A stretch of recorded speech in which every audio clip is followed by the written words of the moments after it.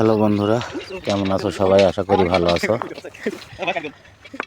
আজকে তোমাদেরকে দেখাবো, দেখো কি করে রডে মাটাম দিতে হয়। আমরা রিঙের যে রড সাজাচ্ছি সেই রডে কিন্তু আগে মাটাম দিয়ে নিচ্ছি। দেখো আসলে কিভাবে মাটাম দিতে হয়। এখন আবার রড খুলতেছে।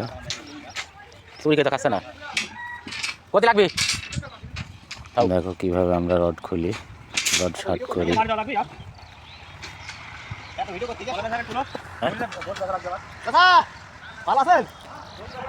রড শার্ট করার পাশাপাশি কাটার কাজ চলছে, বাঁধার কাজ চলছে।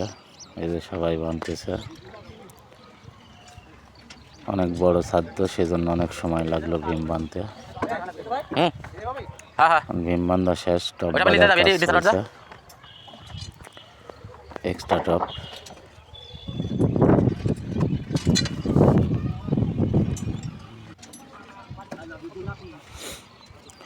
এই হচ্ছে আমাদের কাজের আপডেট। আপনারা পাশে থাকবেন, আপনাদেরকে কাজের আপডেট দিতে থাকবো ইনশাল্লাহ। ওটা নিতে যাবে,